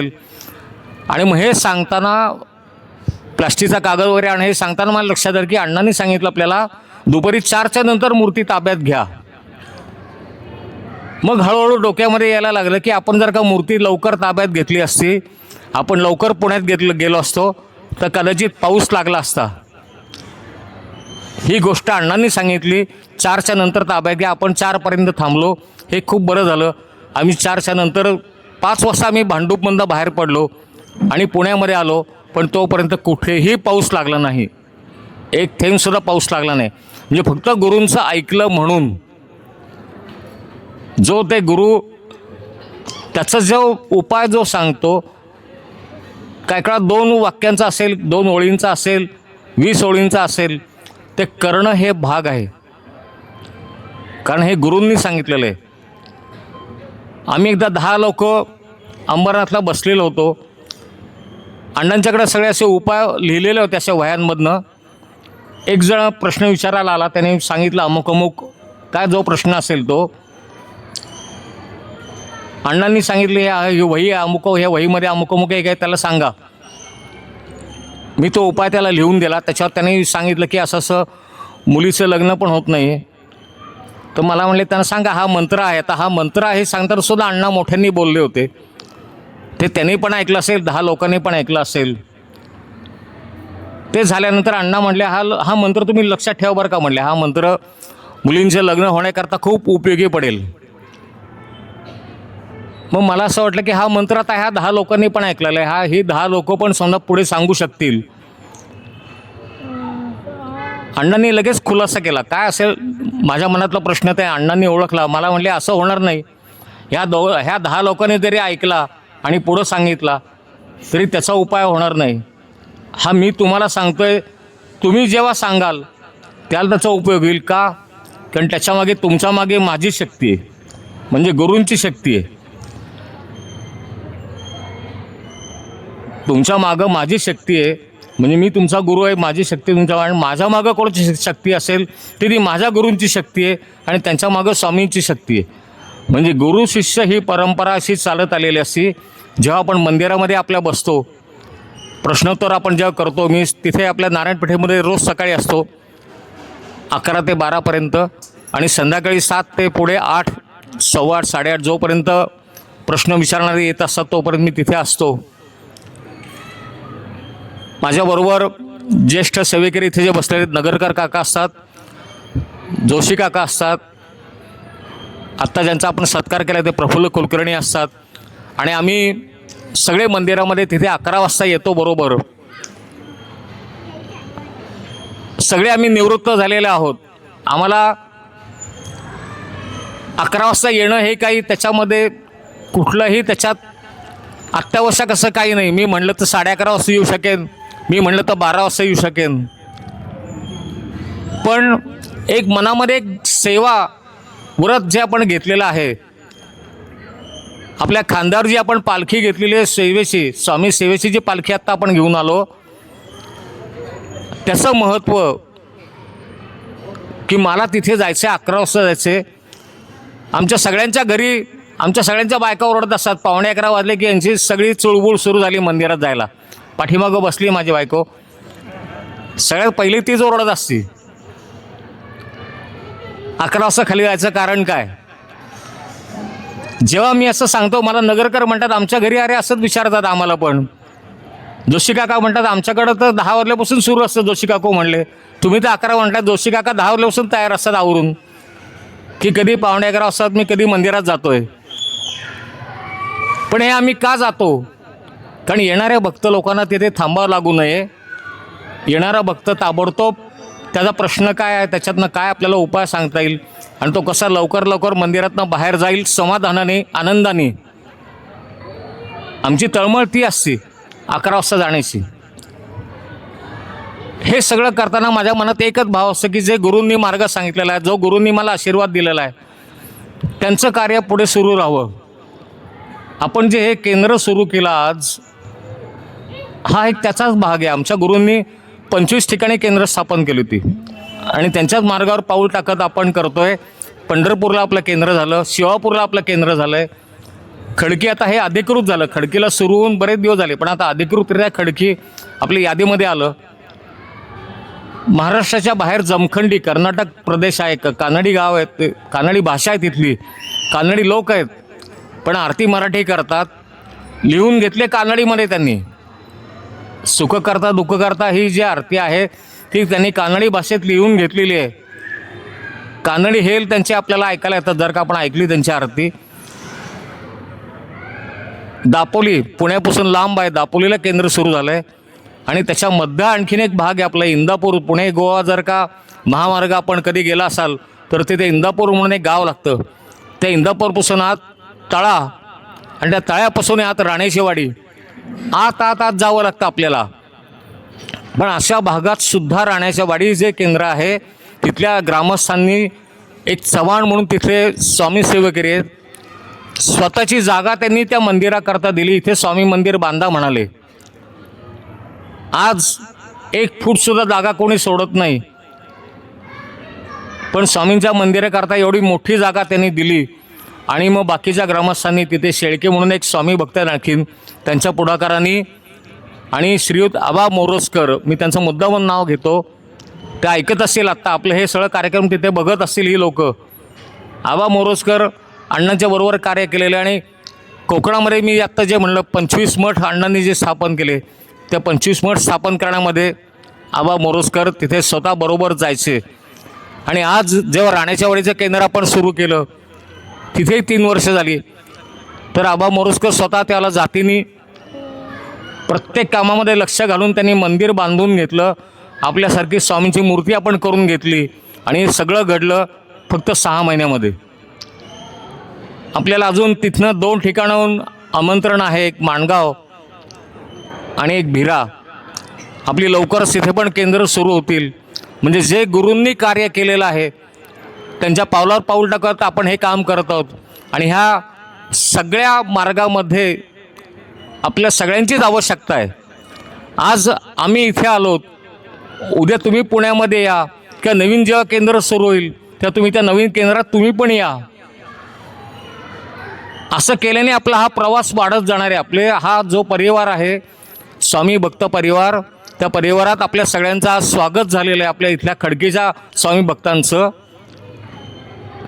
त्या परिवारामध्ये कोणी लहान नाही, कोणी मोठं नाही. जे कोणी असतील मोठे, हुद्द्याने मोठे आहेत, बँकेतले मोठमोठी लोक आहेत, IT कंपनी काम करणार तिथे तरुण मुलं आहेत, बालसेवेकरी आहेत. पण एकदा गुरुवारी मंदिरापाशी आल्यानंतर कोणालाही काही सांगावं लागत नाही. नगरकर काका 80 वर्षाचे आहेत, पण ते सुद्धा कधीतरी झाडू मारू लागतात. किंवा बालसेवेकरी विराज आहे किंवा वल्लभ आहे, तो सुद्धा खुर्च्या उचलू लागतो. लहान लहान आहेत पण एक खुर्ची काय ना ते उचलतात. एक आणखीन एक मला नाव घ्यायचं, समर्थ.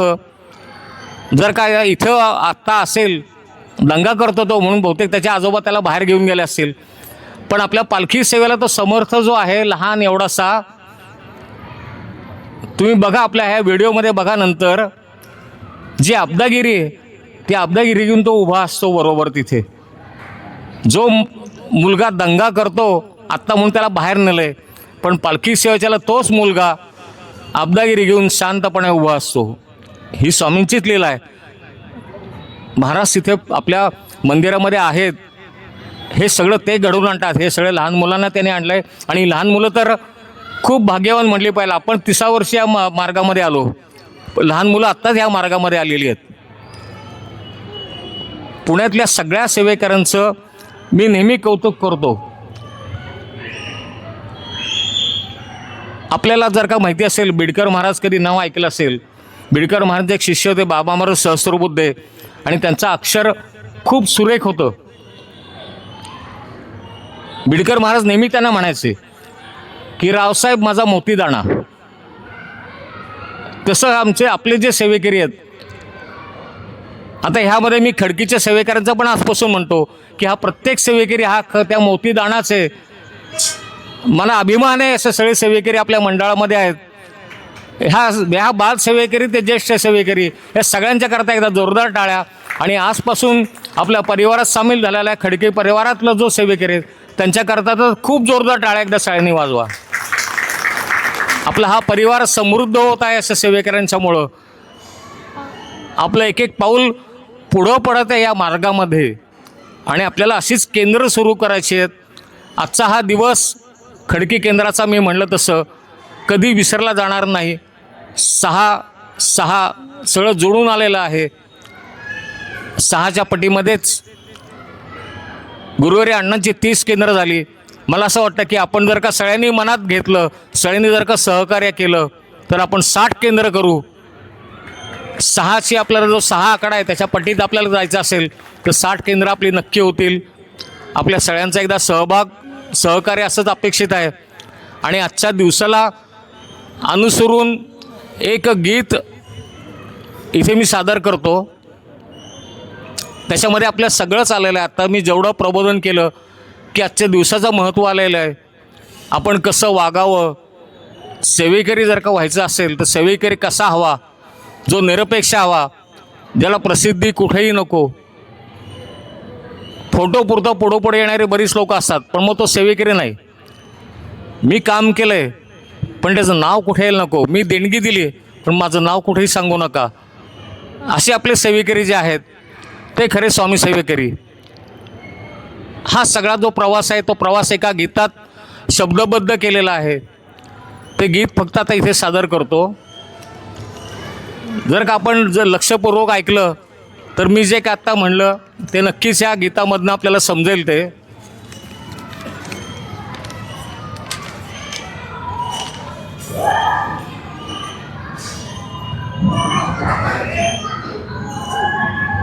परत एकदा सगळ्यांनी लक्षात घ्या, आजचा दिवस आहे, षष्ठी आहे.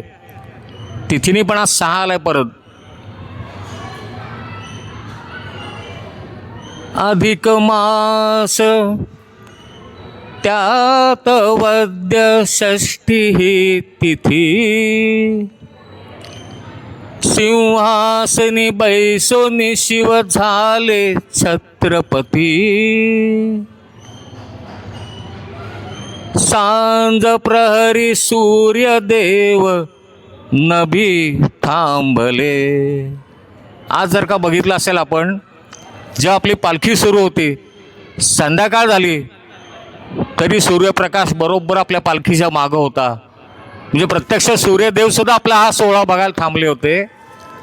सांज प्रहरी झाली सूर्य नभी थांबले. स्वामी केंद्र सुरू झाले, स्वामी केंद्र झाले. स्वामी केंद्र सुरू झाले, स्वामी केंद्र झाले. खडकीच्या भक्तांनी बहु विनविले.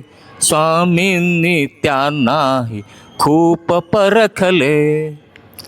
आपलं एक खडकी केंद्र सुरू होऊन बरीच विनंती केली होती आणि मग महाराजांनी त्यांनाही खूप परखून घेतलेलं आहे. जेवढे इथं उपस्थित आहेत सगळ्यांना स्वामींनी त्यांची परीक्षा घेतली आणि मगच त्यांना इथे उपस्थित केलेलं आहे. आपल्याला आपल्या भट्टीत टाकल्यानंतर सोनं जसं तप्त होऊन आणखीन झळाळतं तसं आपण स्वामींच्या भट्टीतनं आपण तावून सुलखून निघालेले स्वामी सेवेकरी आहेत ते इथं उपस्थित आहेत. आणि त्यांना परखून घेतल्यामुळंच आज हा कार्यक्रम आपल्याला त्यांना अनुभवता येतो आहे. खडकीच्या भक्तांनी खूप विनविले, स्वामींनी त्यांनाही खूप परखले. सप्त जन्मांचे भाग्य आज फळाले, सप्त जन्मांचे भाग्य आज फळाले. स्वामी केंद्र सुरू झाले, स्वामी केंद्र जाहले, स्वामी केंद्र सुरू झाले, स्वामी केंद्र जाहले. या मार्गी येण्याचे भाग्य हे किती, या मार्गी येण्याचे भाग्य हे किती. स्वामी चरण धरी.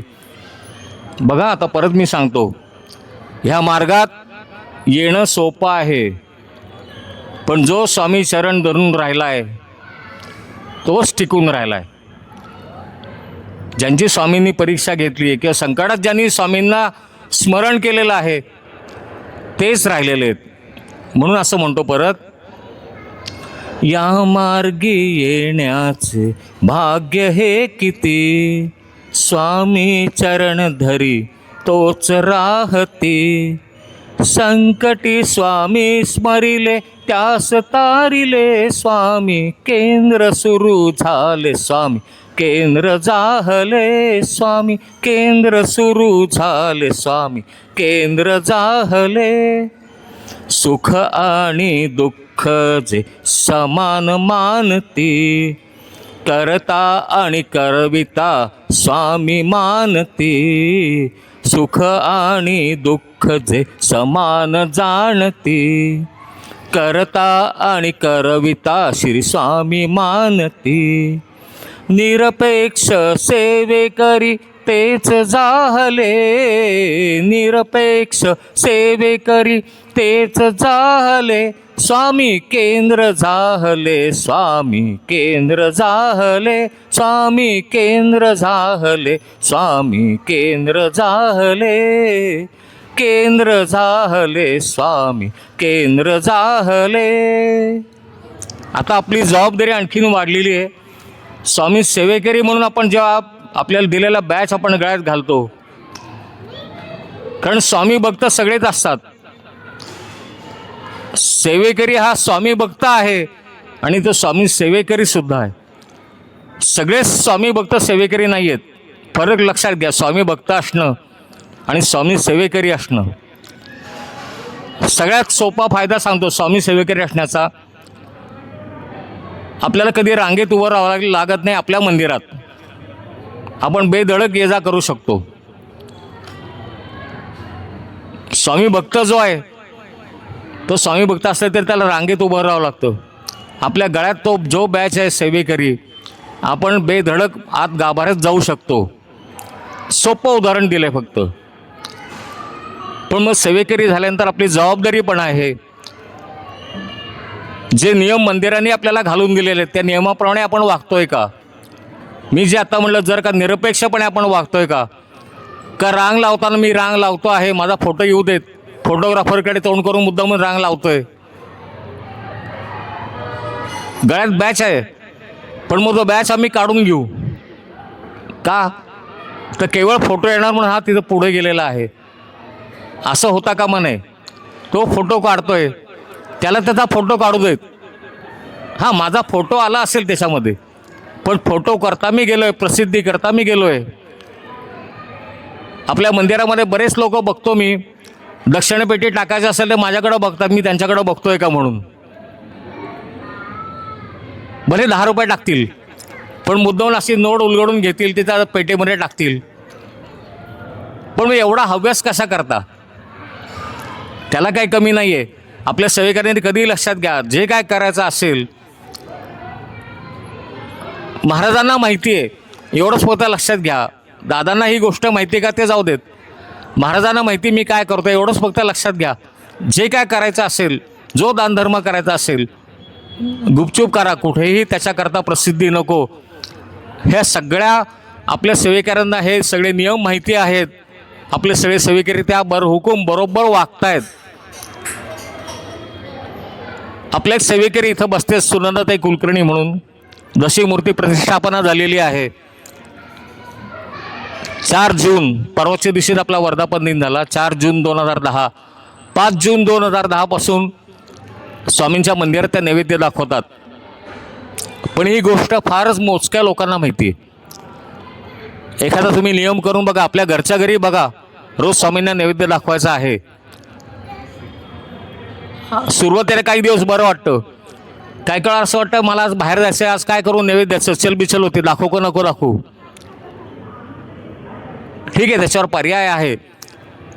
पण आज 15 वर्ष मंदिरात नैवेद्य दाखवायचं आहे. मी नाही आहे, पण माझी मुलं दाखवतील, माझे पती दाखवतील. पण ही गोष्ट कोणाला माहिती येतं का नाही. हा जो भाव जो आहे फक्त सेवेचा आहे, हा सेवेचा भाव वैशाली त्यांच्याकडं आहे, दोशी काकूंच्याकडं आहे, गौरी त्यांच्याकडं आहे. जे मी आता नावं घेतो ही फक्त एक प्रातिनिधिक नावं झाली. प्रत्येक सेवेकरी जातो, नांगरे काकू आहेत. आपण पुण्यामध्ये काय करतो, मी सगळ्यांना सांगणार आहे, हा उपाय आपण तुम्ही पण करा. पुण्यामध्ये आपण दरमहा 100 रुपये गोळा करतो. 100 रुपये गोळा करतो. त्या सेवेकऱ्यांच्याकडं प्रत्येकाला पैसे सुरुवातीला असं झालं की मागावे लागले, या महिन्याचे पैसे राहिले द्या. आता सेवेकऱ्यांना सवय झाली, आता सेवेकरी स्वतःहून पैसे देतात त्यांच्याकडं. पण नायरे काकून ती जबाबदारी स्वीकारली होती, प्रत्येकाकडनं पैसे गोळा करायचे. आपल्या केंद्रामध्ये सुद्धा हा उपक्रम सुरू करा, ज्याला शक्य असेल तेवढं. 100 नाही, पण कमी कमी 50 रुपये तरी दरमहा गोळा करायचे. हा निधी एक समर्थ निधी म्हणून आपण तो उपयोग करतो. ह्या निधीचा उपयोग आम्हाला जेव्हा आपण बाहेरच्या गावात जाऊन काही उपक्रम करतो, आपण मध्ये त्या राण्याच्या वाडीमध्ये गरीब विद्यार्थ्यांना वह्या वाटल्या होत्या. ह्या वह्या घ्यायला आपल्याला निधी उपयोगी पडला. करोनामध्ये आपण जवळजवळ 1.5 लाखाचा असा निधी आपण वापर केला होता. 1.5 लाख रुपये हा निधी गरीब गरजू लोकांना खरोखरीच जे आहेत त्या लोकांना रोख स्वरूपात किंवा किराणा माल स्वरूपात वाटला होता. जे खरोखरीच गरजू आहेत हे मी स्वतःसुद्धा बघितलं होतं. जेव्हा वाटप होतं त्या रांग लागती, ज्यांना नको ती सुद्धा लोक येतात. पण जे खरोखरीच गरजू अशा लोकांना निधी उपयोगी पडला. आपल्या केंद्रातर्फे जेव्हा जर का पुढे हा सुरू करायचा असेल, काही उपक्रम करायचे असतील, तर असे निधी हा उभा राहायला पाहिजे. 1 महिन्याची ठराविक रक्कम तुम्ही जमा करा, तुमच्याकडेच ठेवा, माझ्याकडे नको, तुमच्याकडेच ठेवा ती. जेव्हा खडकी केंद्रातर्फे हा उपक्रम आहे असं आपण जेव्हा सांगू, त्यावेळेला हा निधी आपण वापर करू. आज या निधीची सुरुवात म्हणून मी आपल्या पुणे मुख्यालय जे आहे त्या पुणे मुख्यालयातर्फे श्री स्वामी समर्थ निधी खडकी केंद्र याच्यासाठी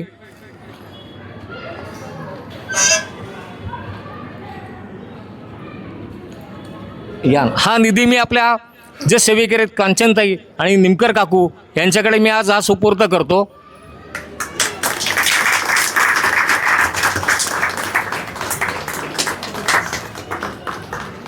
हा शुभारंभाचा निधी आहे आणि आता ह्याच्यात वाढ करण्याचं कार्य आपल्या जबाबदारी आपली आहे.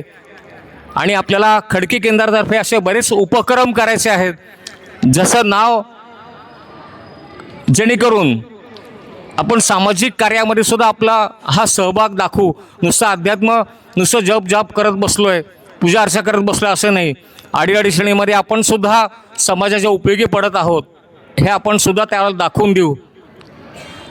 आजच्या ह्या दिवसाला सुवर्णाक्षरांनी लिहिण्याचं जे सर्व कार्य आपण केलेलं आहे, निमकर काकू, कांचनताई त्यांच्याबरोबर प्रत्येक खडकीतला सेवेकरी ज्यांनी गेले महिनाभर इथं जीवतोड मेहनत घेतलेली आहे, ह्या सगळ्यांचा एकदा परत धन्यवाद.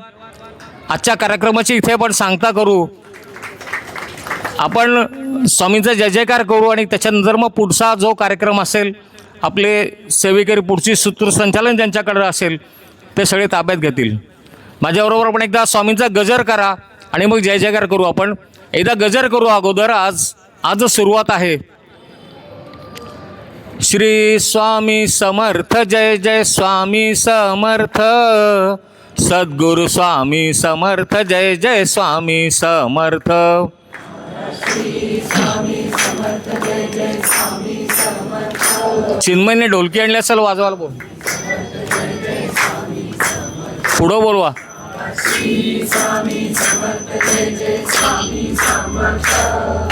सद्गुरु स्वामी समर्थ, जय जय स्वामी समर्थ.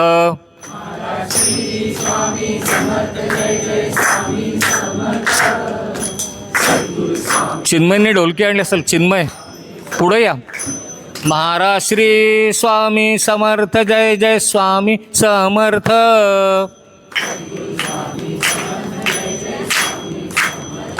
ओ महाराज श्री स्वामी समर्थ, जय जय स्वामी समर्थ.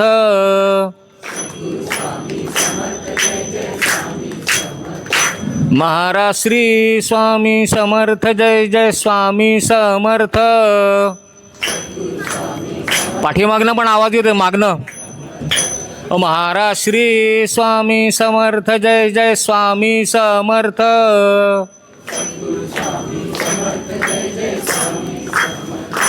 महाराज श्री स्वामी समर्थ, जय जय स्वामी समर्थ. जोरात बोला. दिगंबरा दिगंबरा श्रीपाद वल्लभ दिगंबरा. जोरात जोरात. दिगंबरा दिगंबरा श्रीपाद वल्लभ दिगंबरा.